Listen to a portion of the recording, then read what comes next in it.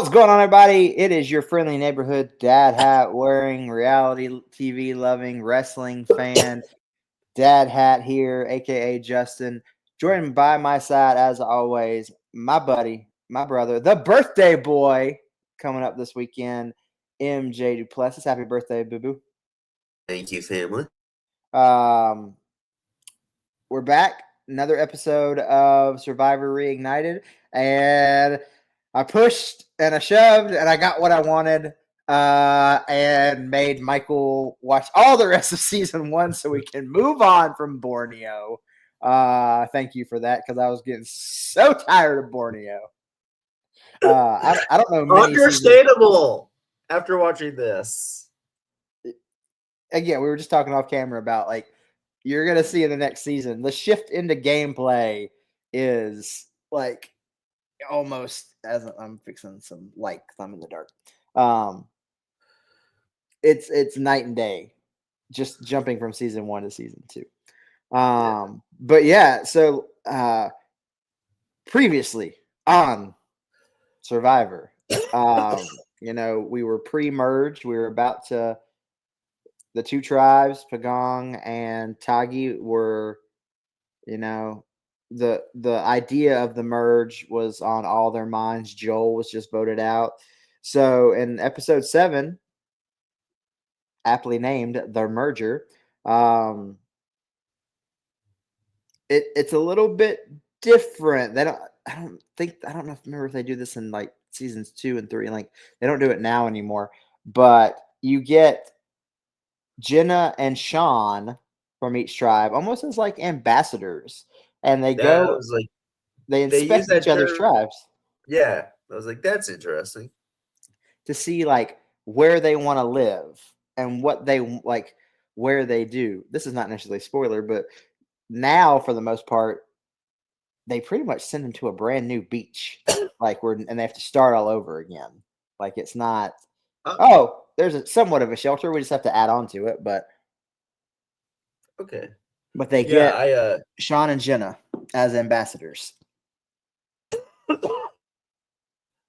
As somebody who's watched a lot of reality shows on CBS, you always growing up commercials for the merge episodes. That was episode was kind of cool. Yeah. And they get almost like a little bit of reward out of it. Like they go and they're on like a sand spit and they're going to stay the night. And it does. I mean, Jenna brings it up. It does kind of feel like the producers are like, let's see if we can start a romance. Like, let's see if we can. So awkward because they are both like.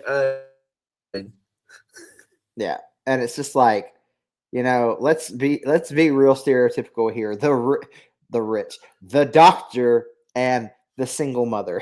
But they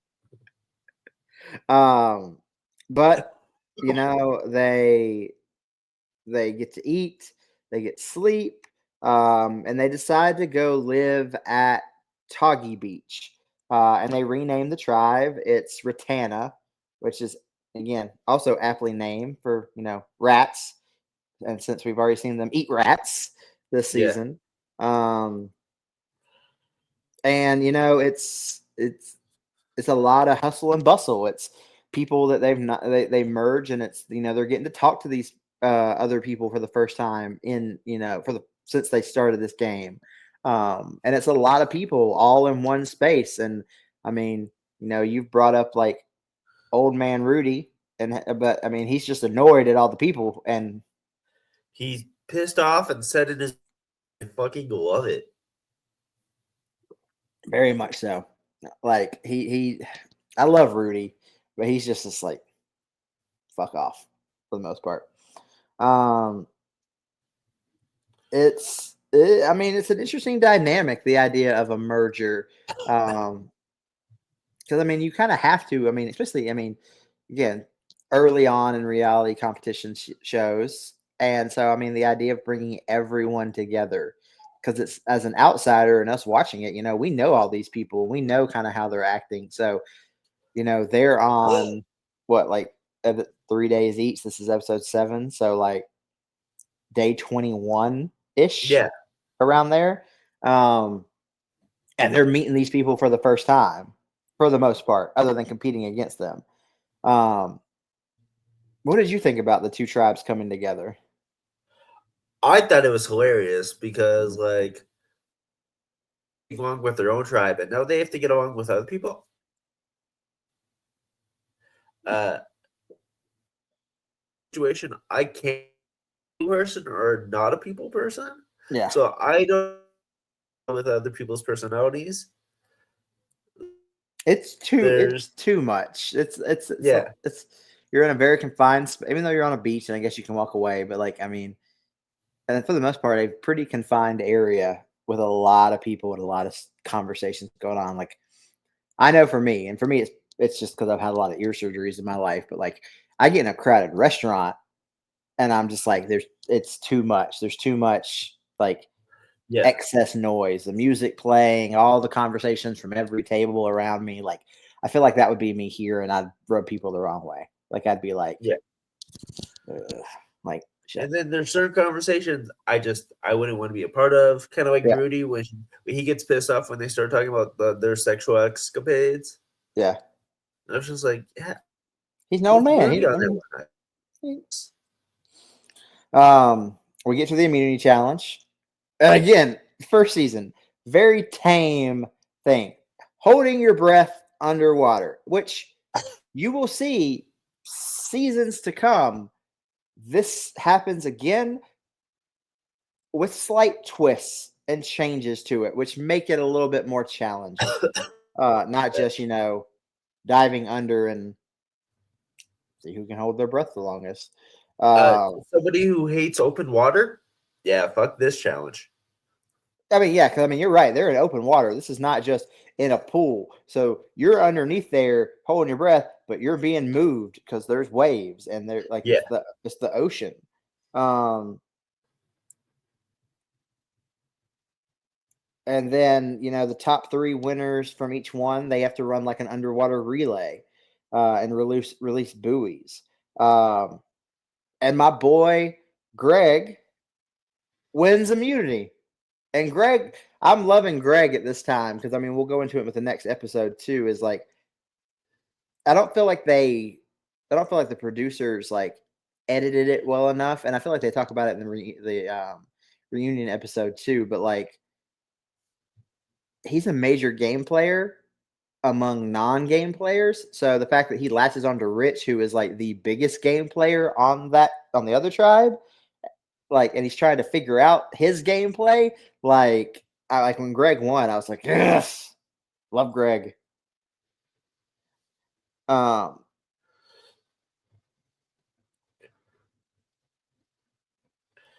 I will say when they were holding their breath, I was so shocked that Jervis lasted as long as he did. yeah, Especially when beginning of the season he talks about how he doesn't swim yeah, and it's funny, like he's in under there water. longer, and he's like counting, like, am I good to come up? Like he's just, it's like, oh, I can come up now. I've been under here I've been depriving myself of oxygen for a couple of minutes now, like more than I should have. Um, we get the first merge tribal council, Yeah, and it's a clusterfuck. very much so. I like this. Because again, so many people. You've got the Toggy tribe and their main alliance: Kelly, Richard, Rudy, uh, Susan. The four The, horsemen, as the I call them. yeah, the The- four, the four horsemen of the Survivor Apocalypse, um, all in unison. And you've got Pagong all over the place, all over the place with the votes, and they voted out Gretchen. What are your thoughts of Gretchen being the first casualty of the merge? I I was uh so like that fucking alliance. They knew who they wanted and they got it and they get it over and over again. Do you think that had Greg not won immunity there, he would have been the first one to go? Probably Yeah. because I think Rich was not trusting that man. No, because he was the only person being able to read Rich for Yeah. everything that Rich was. All right, so Gretchen is now gone. We go into the next episode, episode 8. Gretchen was kind of like, it was Gretchen and Greg. They were kind of the leaders of that Pagong tribe. And so, I mean, it's kind of a, and they're not yet. We're getting into it in the next couple of episodes where they're starting to realize, oh, there's a voting block, but no one's really using the idea of the term necessarily an alliance, really, because again, new concept. In the game on their level, we've already heard it as audience members. Jenna tries to kind of talk the way, this idea of an all women's alliance. Yeah, that was an interesting cover. Them talking about how the guys' days are numbered. I was like, this isn't gonna work. It is like, it comes up in a lot of seasons, and it can and it can't. Like, and same thing for an all male alliance. It can and it can't. Like, Richard's paranoid because someone targeted him at the previous tribal council, so he's a little bit like trying to zero in on. And I mean, that's where we start seeing his suspicion of Greg, and Greg being a major game player. I love this. There's so much complaining in episode 8. Yeah. About things being smaller now. Yeah. I mean, it is. Yeah. Like, it adds to that frustration. It may not be frustration from the Pagong tribe, but for Tagi, who's lived here, it's like you have, no offense. I would welcome my family and friends to stay at my house, but like if there's room, but it's like taking up space. Like, like you're wearing your shoes in my house and I keep my shoes at the door. Like, you're like, I don't, just those type of things. And it's the same thing, just in island terms. We had the challenge a few episodes ago, and it was all the weapons. We kind of slightly revisit that, but this time it's a archery reward challenge with a bow and arrow. And they win a video from home, and it's one of the biggest heartbreaking moments in Survivor history. I cried. Yeah. I felt so bad for Jenna. Well, I love that they at least showed a little bit of each video, so you kind of got an idea. You got to see like that human side, that personal side of everybody. But yeah, Jenna not getting a video, and she's the single mother of 2 twin girls. Like, and Jeff Probst and the producers just being cruel and waiting till being the last one and be like, by the way, you don't have one. Yeah, no, that was fucked. Yeah. Also, weird flashback of seeing like old school home videos. And you can tell it with VHSs, and like you talk about a relic. They drop that, they open that box, and that type of TV that's in there. It's God, I'm old. I felt the same thing. I was watching it. This is like I'm watching a big TV while streaming on an app. It was weird. Yeah, and I bet the TV, the screen was probably curved because they all used to be curved. I bet it, and I mean, you see it. They take it off the boat and they're carrying it. Now those TVs used to be heavy as hell. But yeah, Jenna, I mean, heartbreaking. She doesn't get, and then they bring it up like, the winner gets to record a message back. And Jeff promises that he will overnight it to her home if she wins, like immediately. Yeah. But she just is like, is it time to do it? Like, can we just like, she's like, she doesn't want to think about it anymore. She's like, let's just do it. Like, nothing's going to change the fact that my video is not here. But I mean, heartbreaking, probably the biggest heartbreaking moment of the season. Like, and again, heartbreaking in the history of Survivor. Like I said, you get sneak peeks of everybody's kind of real life. and you get and Greg wins, and Greg's sister is that. I fast forwarded through that, by the way. wow. I'm not even gonna lie. After a minute, I was like, nope, this is weird as fuck. This is what the hell's happening here. Yeah, no, I was like, nope, I'm fast forward through this whole fucking video. Well, I just thought it's funny because Rudy, in his monotone, deadpan, he's just like, I don't understand why anybody be talking to their sibling like that. It's kind of sounding like incest. And then I'm just like, it's so funny because you're so deadpan, Rudy. Like it's weird. Yeah. I mean, the funny thing is, like, she's in the audience at the reunion, and it's like awkward. We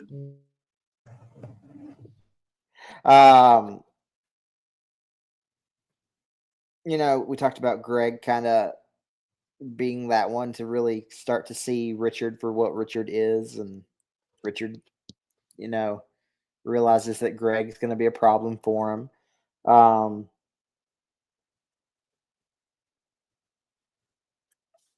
This was kind of a weird immunity challenge. Like, they're tied to a rope and they have to go to checkpoint and each in order and collect carabiners, and yeah, the maze. It's weird, and they have to be connected. And I mean, it's another relay. I mean, this is, I mean, a lot of Survivor challenges and their relays now, they're just so different. Jervis kicked ass. Jervis wins. Jervis wins. Really kicked ass. We start to get a little bit of an insight into, and what my opinion is, I'm gonna look into the camera. I'm gonna look into the camera and be very bold about this. I'm gonna be very bold about this. The dumbest strategy in all of Survivor history: voting people out alphabetically, Sean. The dumbest strategy ever. I'm happy I'm not. I was gonna ask about that. I was like, is this like a thing that people do? Because this is never again does it happen. Good, because I was about to say this is really stupid. Like, this is I think I've ever seen.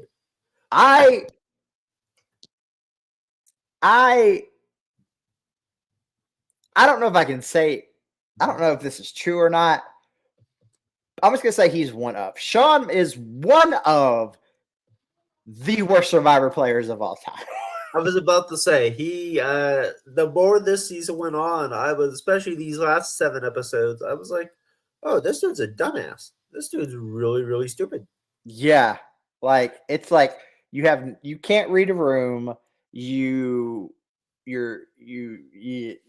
just so out there. Your voting strategy makes, I mean, you don't really have a strategy other than you're voting alphabetically. Yeah. But I think his downfall was not the voting strategy in itself, but it was him telling people he was. Yeah. Like, okay, then we can work around this. Yeah, don't tell people. I mean, don't tell people your entire voting strategy. If he wanted to do it alphabetically, fine. But people would then figure out, okay, well, I at least know where one vote is going every tribal council. Yeah. Like, that was dumb. Keep your mouth shut and your ears and eyes open. Well, with each tribal council, we lose someone, and this one's sad. We lose my boy Greg. He's funny and he's humorous as he's going out, pretending to cry, and then Rudy, being Rudy, thinks it's real, and Greg's gone. So slowly but sure, again, and another voting block of the alliance, another Pagong member gone. We move into episode 9. I'm not trying to rush through this, people who are watching, but we covered half a season in one episode, so I'm not trying to keep y'all here for 2 hours. So we get on to episode 9. Richard's catching fish.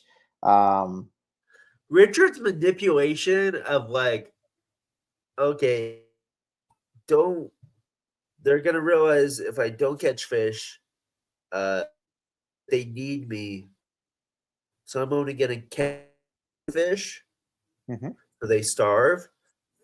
Fucking genius. Oh yeah, I mean, he knows that he knows his role. Okay, I'm the provider, but if I do too much, they're gonna take it for granted. So I've got to. Yeah, But you also see a little bit more of Richard's. He gets annoyed with Rudy because Rudy burns the wasting fish. fish. Yeah, Yeah, because the fire wasn't hot enough. Um, so you get a little bit more of that. You know, it's we don't see a lot of quote unquote weaknesses in Richard's game. This could be one. This could be like easily, if it doesn't go the way he wants it, quickly annoyed, and that shines through. It's not he can't really, put a mask on and cover that up. Um, so we move on. We had last episode we had videos from home. This time it's letters from home in the reward challenge. And Jeff is like, Jenna, yours is on top. We have it. Like it is yours. Like yours is here. Um, I mean, this one was cool because it's that big ropes course, and you couldn't fall off, and like you have to get through it, and you have to like stand in the center of it, and like it comes down to like a last second win between Kelly and Colleen wins. Um, and she gets to pick somebody, and you'll notice this as we go through with I mean, especially like it's not just the like loved ones stuff, but seasons as we go on, they're going to have to start picking one or two people towards the end to go with them or to get food. And it's one of those things of, do I show my hand and bring them somebody that I'm aligned with? Do I leave someone back at home as a babysitter to keep an eye on what's going on? Like, how do I, and it's a big strategy part of the game. yeah. You see that other and on the challenge too with certain things. So I was like, okay, so this is the Yeah. manipulating and trying to figure out how to is very much the same. Of course, Colleen chooses Jenna. I mean, Yeah, I would hope everyone would have. I don't know if they would have, but I would hope that. I think that was the census within the tribe. I I love was like, Kelly. It's just okay, like like if you don't pick her, like, yeah, um, but oh no, that's wrong episode. I'm thinking of something else. Um, it's also Richard's 39th birthday, which I just realized that, okay, 39th birthday. That means Richard then is my age now. So Richard's playing it if like as if I were to go out and Survivor right now. that's hilarious. How does I that don't make you know. feel? My body hurts all the time anyway. So, uh, but yeah, like, and he spends Naked his whole man, what? naked man. Naked man, in his birthday suit. Um, and it doesn't sit well with some of the Pagong members that are now there, Colleen and Jenna, Yeah, especially. But I mean, I get it. Like for Colleen, she's probably one of the younger ones on the entire cast. There's a near 40-year-old naked man walking around. Like, he doesn't necessarily want to be around that. yeah, Like, and it's not even like he asked for permission or like there was no like, hey, let's care about other people's, you know, res- it's kind of fucked mhm. in hindsight. We get to the immunity challenge on this one. And this is a strategy game. It's you move and This game was fun to watch. yeah, Challenge was really entertaining. because you have to watch. You're counting and I mean, it's a strategy game. It's chess with that many people on the board. Yeah, And who wins it? Your boy Rudy, because Sean's an idiot and can't count. yeah, Sean could have won. yeah, absolutely, multiple times actually. Yeah. Dumbass. Um. Sean continues to think that the fairest way to vote is this alphabet strategy. He even says, like in the tribal council, that he doesn't, because it's Jenna's turn. It's not going to really amount to anything. Like she might get 1 or 2 votes. And the reason that this is the reason why he stops is because he is ultimately the reason that Jenna goes home, because Yeah. his vote is the primary one that kicks out Jenna. And I love that Jeff points it out. J for Jenna. Yeah. Idiot. Yeah. Because even Probst was like, God, you're a dumbass. Yeah. Yeah. And I'm sure he's thinking that, but I mean, again, young Jeff Probst wants to keep a job, wants to return to continue hosting, and he does 25 years later. So we get to episode 10.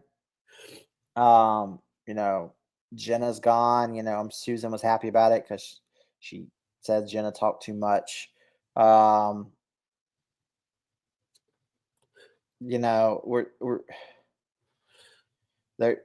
the name of the episode, again, aptly named. It's called "Cracking the Alliance," and it is like Kelly starting.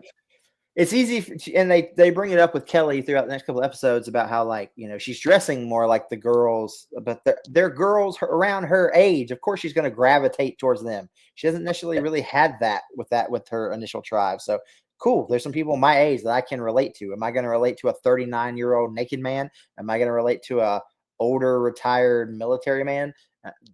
No. Like, yeah, life work. Also, Sue Richard more. Yeah, Sue starting to be Sue is not one of my favorite players ever in Survivor history, but she's kind of a bitch these last. Oh yeah. We get a happy moment. Jervis has a son born at home, and there's a note with a cigar, and I mean, it's interesting because, I mean, again, this was the year 2000 when this airs, so 25 years ago, and they're talking about these different family dynamics because, like, he's got multiple children with different partners, and they're talking about it openly. I will say they could have probably edited it a little bit better, because at times you're like, wait a minute, it sounds so confusing the way that they edit some of the conversations together. Yeah. But it's one of those things where, like, they're touching on real world, real life things in the midst of this game.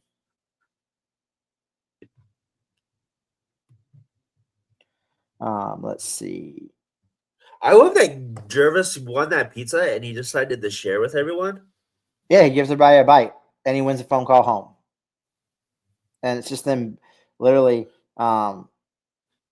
it's like a race across multiple balance beams. I mean, yeah. Again, super simple. But I also hate the fact that he wins immunity. He has a baby. He wins reward. Gives everybody a bite of pizza, and they vote his ass off at the next tribal this tribal council. This is one of the funniest moments in Survivor history. Richard's little dance, winning immunity because they have to make fire. That was hilarious. It's hilarious, and it gets brought up a lot. It gets brought up in the reunion show. It's weird because I had forgotten that this was a challenge, and building fire becomes such an essential thing. Thank you, StreamYard. What happened?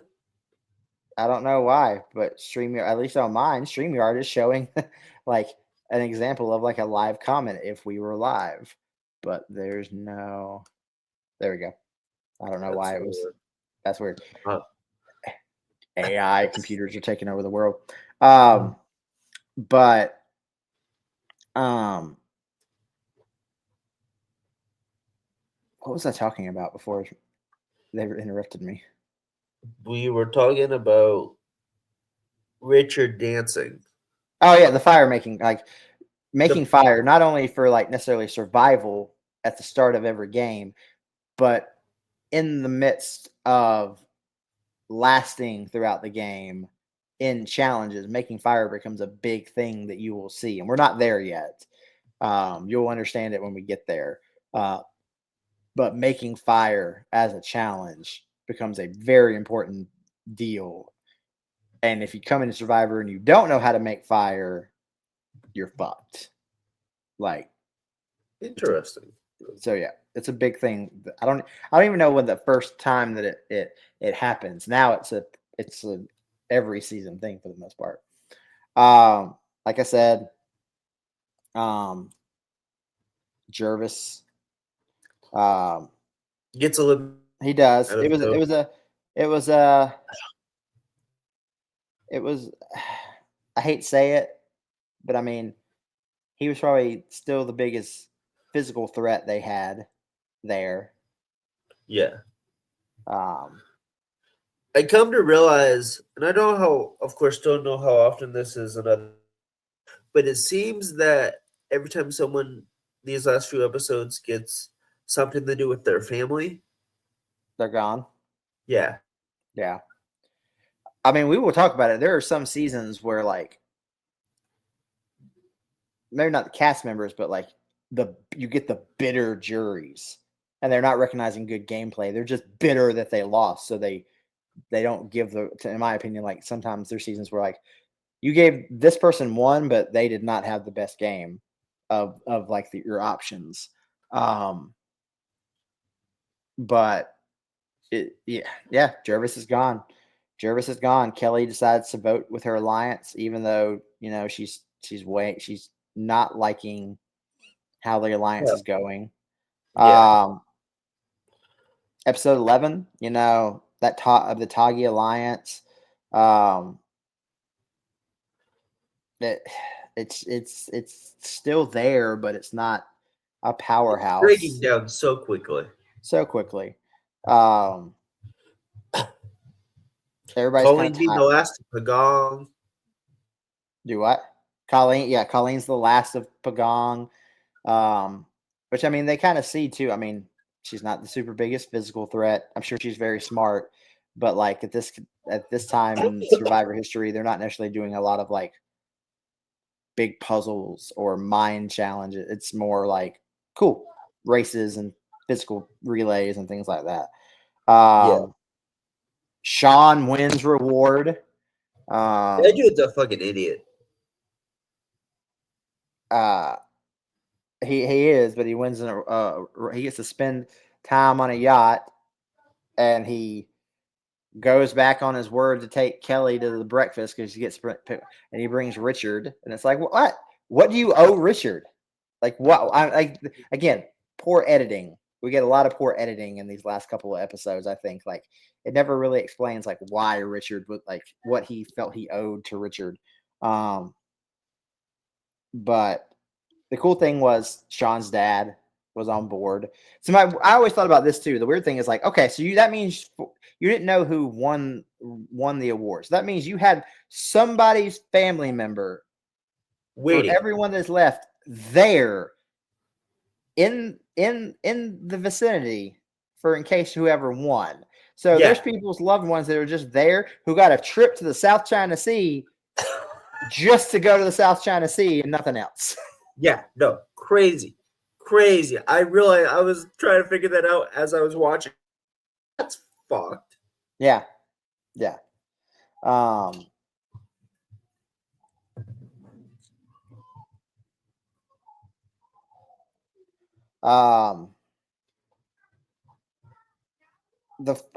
me, one of the funniest things is you've got Susan who, because his dad comes back to beach. Susan, who is just like,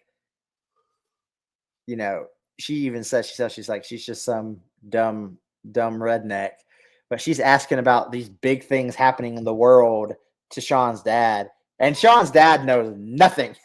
Yeah, he does not giving a fuck. He doesn't pick up a paper. He doesn't watch the news. He doesn't know what's going on. So she's just like, it's great, but he doesn't know anything. And I'm like, Susan,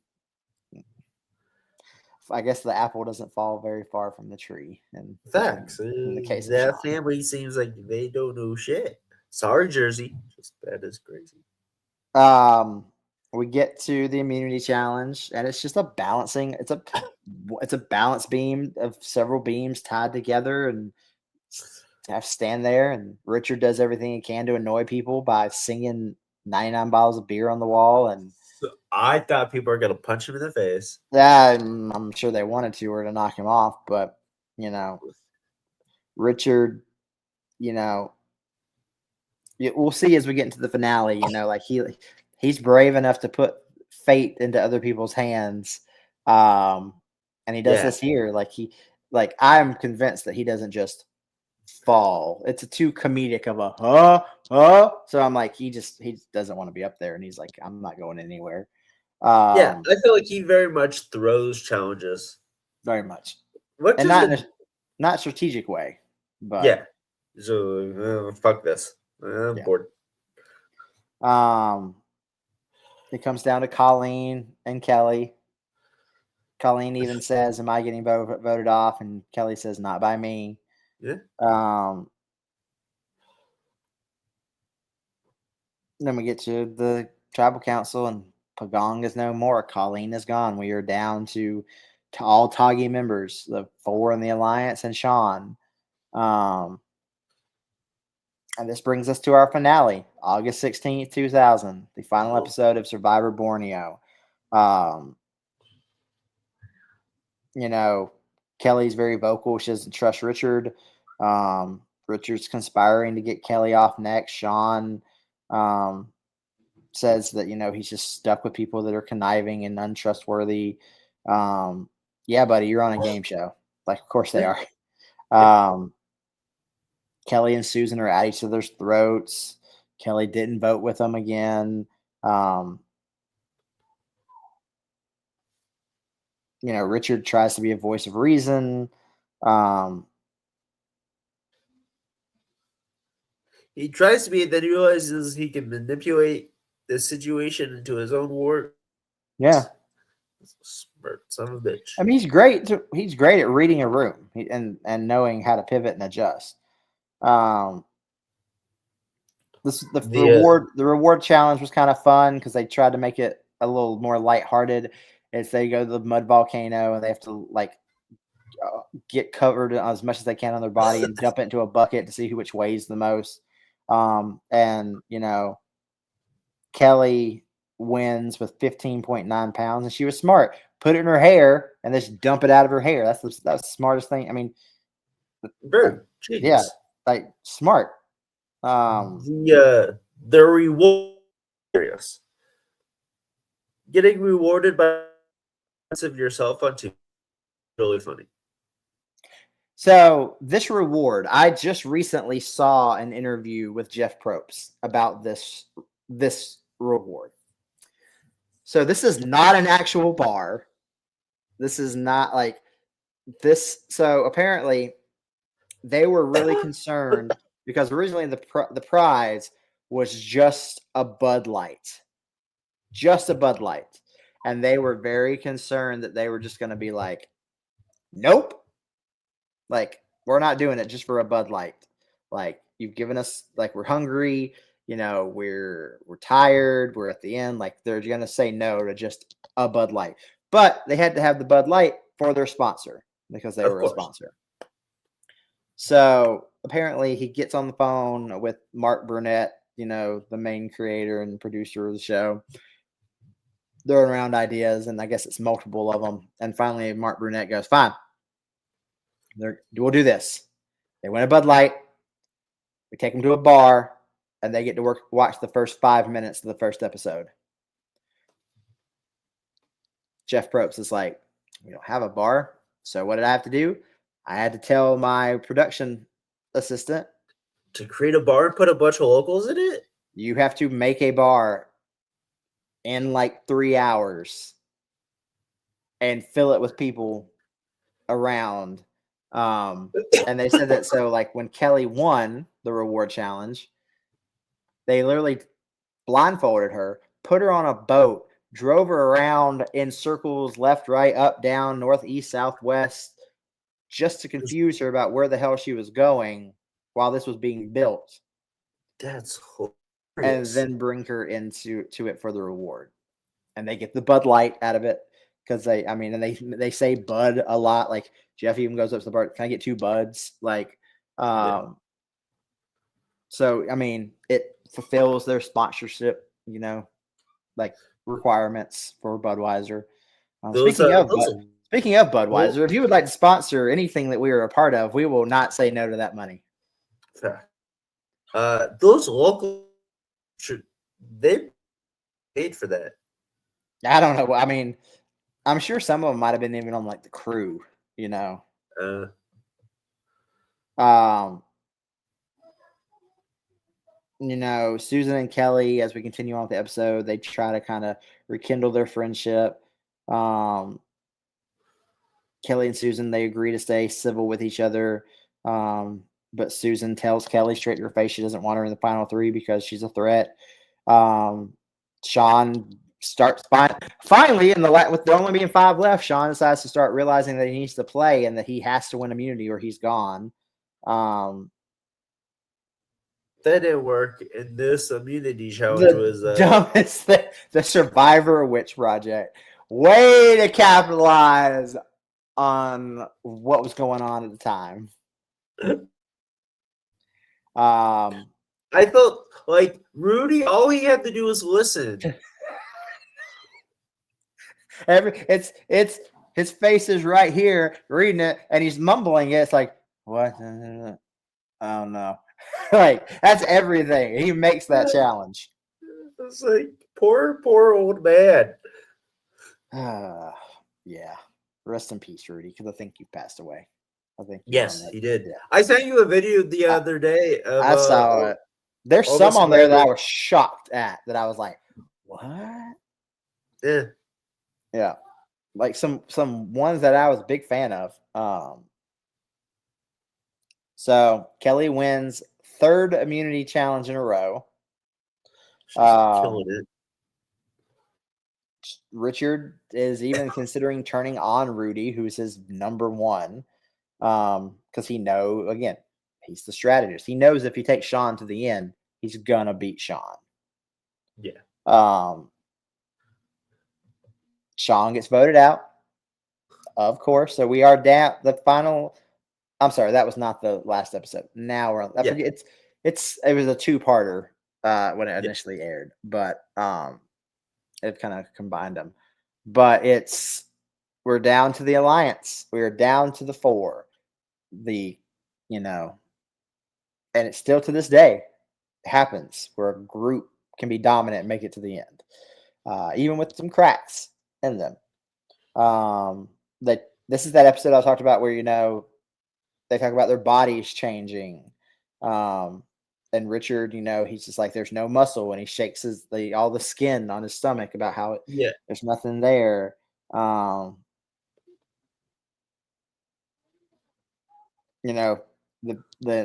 main plan is to vote out Kelly here because she's the low totem pole portion of the alliance. This is one of those really I enjoy this type of the immunity challenge here because it's questions about the alliance. It's questions about the jury and everything, and Kelly knocks it out of the park. Her no listening was yeah. If Richard knew nothing. Yeah. He knew very, very little. They get to and it comes down to Kelly and Susan, and they're tied. But Kelly gets the tie question, the tiebreaker question, and she wins 4 in a row. Which again, people are still like 4 is like as you get further into the seasons, like they talk about records and the brand new season that just ended. There was a chance of one of the guys winning 5 in a row, and he would have been in a super elite class because 5, I think, is like the highest that anyone's ever won in a row on the show. Okay.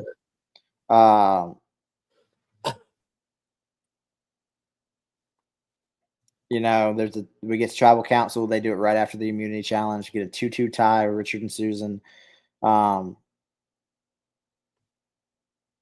Kelly decides to change her vote and vote Susan out. Were you surprised at this? Was this something that, Rudy's not going to change. Rudy, his word is his bond. He's not turning on Richard. Yeah. What did you think about Susan going out at this point? I was not shocked, especially with the spats that Kelly and Susan had been having. Mm-hmm. It was like, okay, Susan's been kind of fucking with her. Yeah. Her attitude. So I was like, she was the one that was eliminated. Yeah. So we're down to 3, Richard, Rudy, and Kelly. This is something that you don't see a lot now, but you're going to see for several of the next seasons. As we get to the final, it's some type of in remembrance of the journey that they've done, where they're remembering all their fallen comrades, where you see their torches, or they have to do something, or they at this point, they even what my notes, it says that Jeff got there at 4 a.m. on the 38th day. And they walk through, they have to walk over fire, like a fire pit. Yeah, no, fuck that. Well, it wouldn't really bother you. Still, nah. Walking over embers is nuts. They're covered in mud. It probably, feet's probably covered. And they get to something that is, it's Survivor Classic, but they don't, I don't know the last time they did it. Keep your hands on the idol for as long as you can. For as long as you can. Yeah. And Richard, like we said before, you said throws, or he takes calculated risks, and he takes his hand off. He says he won't outlast Kelly in any way, shape, or form. So why waste his time there? And it gets to Kelly and Rudy, and he leaves. What a jerk thing to do! He leaves Rudy, old man Rudy, holding the bag. The funny thing is about this moment, because of Big Brother, because there was, I think it was a Big Brother's All Stars finale. They do the same thing where they have to hold on the longest. Yeah. And one of the contestants Julie Chen, you remember Richard has from season 1? And she's like, yeah. And then he jumps off and he's like, they both have to take me to the final. Yeah. Yeah. I was like, that's fucking genius. I've heard about this moment. I'm happy I got to watch it. Yeah. Yeah. Well, it gets to the point now where they've been there for so long that they have to start rotating slightly. And in that moment, Rudy slips up. And he knows he slips up. He even says, in a confessional, I just gave away $1 million. I wonder if he would have beaten Rich. What do you think? Do you think that if because we get to tribal council, Rudy goes. Do you think Rudy would have beat Richard? Yes, because I think there was a lot of people who were still bitter and pissed off at Richard. Yeah. And Rudy was not. He was someone that people were about. They were very middle of the road. Yeah. He didn't really piss off anyone. So we get to the final tribal council, and you get to the point where the jury gets to ask questions or make comments, and you get one of the most historical speeches in Survivor history. I've watched this speech and whatnot. It was finally interesting to watch the whole speech. Yeah, to paraphrase, if you were dying or on fire or dying of thirst, I would not offer you a glass of water. Quoting Susan. Yeah. She calls him a rat?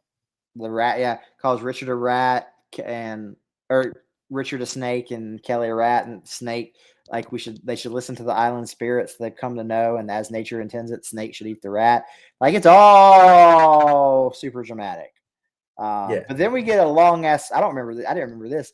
When they time to vote, Jervis gives his long ass response to that speech, calling Susan just a sore sport. Yeah.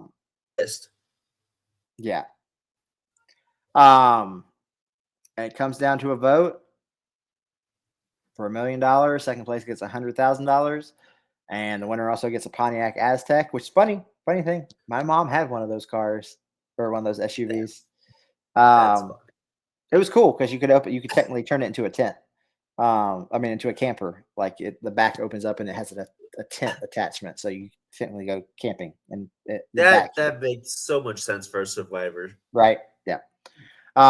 And Richard wins. You said Richard was your the one in the forefront for most of the game. So I mean, you were right on it. I'm not shocked. You're not shocked. What did you think? I told you to watch like the end credits when they show him like getting home and he's clean shaven and talking about winning the money. And I was proud. I was like, good for you, man. You play so fucking well. Yeah. I'm checking something really quick. So I ain't gonna lie. I watched the reunion. Oh, it's because it was.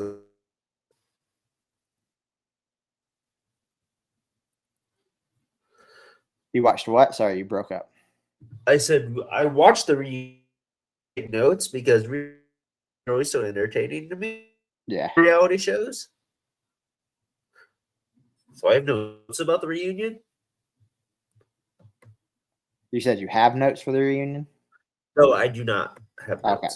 I mean, it wasn't even Jeff hosting it. It was the guy from. But so I have a question, but I have to count really quick. Hold on a second.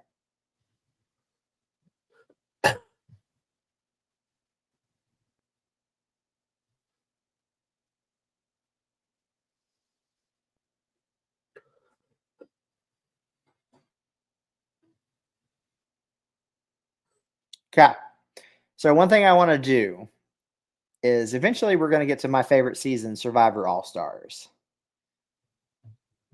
At the end of every season, I'm going to tell you how many people from that season are on Survivor All Stars, and I want you to try to guess which ones from this season make it to Survivor All Stars. Okay. So, I'm going to pull up my notes app so I can keep this. So,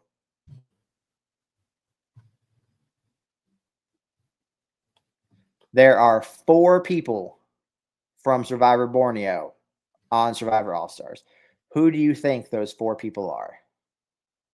Ooh.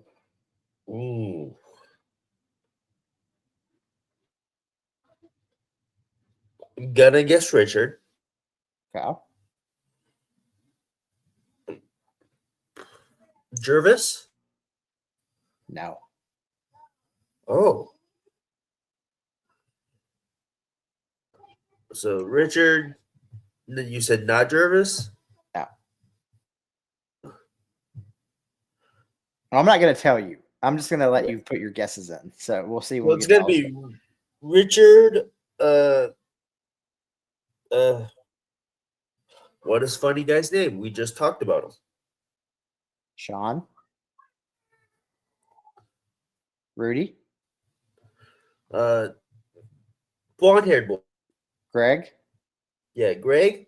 And Kelly. Okay. You said Richard, Greg, Kelly, and who? Sue. I will tell you this. 2 of your 4 are correct. So, but I won't tell you who. 2 of your 4. So what did you think? Your first time, whole season. Yes, it's not the best season, but it's an important season because it's the first one. What did you think of the first season of Survivor? It was entertaining. I'm very interested and now involved in this show. It does that. That. I'm very excited to go into Survivor the Australian Outback because it's up there with one of my favorites. I don't know why. I don't know if it's just like it's got so many memorable characters and it's gameplay very early on, but it's not to the extreme that it is now. So I don't know, but like Survivor the Australian Outback, that is where we're going to next. for our next episode, what do you want to say? The first 4 episodes? Yeah, that's fine. Okay. First 4 episodes, Survivor the Australian Outback. Before we get out of here, Mike, little plug of Palooza, as our friend XLJ would say. Let them know where they can find you and what you got going on. MJ Duplessis on all social medias. We catch me on my new show, Inner Circle with Wheels. I should try to film in episode 2 here soon. Also, Queen's Court should be having some stuff.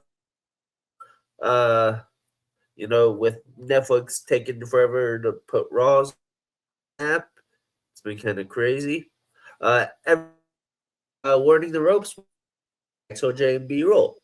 We just did an episode last night where we talked about the late great Sabu. So go back and watch that. And then Netflix and Raw, as we watch Monday Night Raw every week. Me, Doug, the Pro Wrestling Wizard, and the Ring Queen Michaela. It's been really fun. Been one of my favorite things. Yeah, it's fun. I love. It's right before I go to work, so I get to hop in and just kind of cause chaos in the chat before I go as to work. We cause chaos on screen. Yeah.